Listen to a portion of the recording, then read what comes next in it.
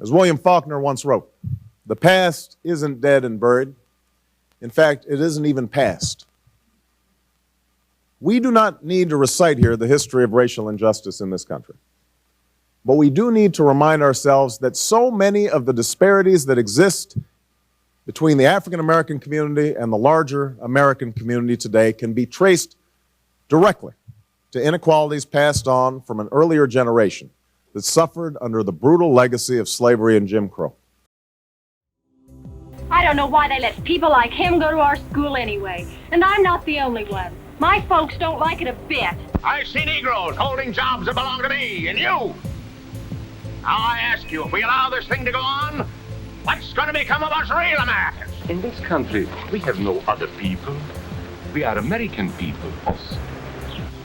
What about you? You aren't American, right? I was born in Hungary, but now I am an American citizen. And I have seen what this kind of talk can do.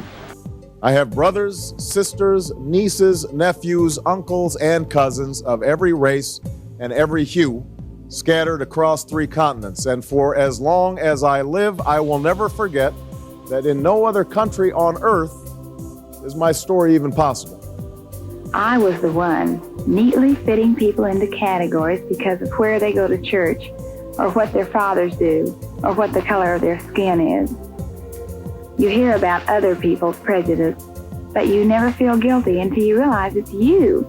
You have a right to be what you are and say what you think, because here we have personal freedom.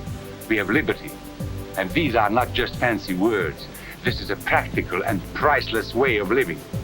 But we must work at it. We must guard everyone's liberty, or we can lose our own. If we allow any minority to lose its freedom by persecution or by prejudice, we are threatening our own freedom. And this is not simply an idea. This is good, hard common sense. You see, here in America is not a question whether we tolerate minorities. America is minorities. And that means you and me. What happens in a single community is the problem of its own citizens. But it is also the problem of us all, because as communities go, so goes the nation. It is not enough to give health care to the sick, or jobs to the jobless, or education to our children. But it is where we start. It is where our union grows stronger. And as so many generations have come to realize over the course of the 221 years since a band of patriots signed that document right here in Philadelphia, that is where perfection begins.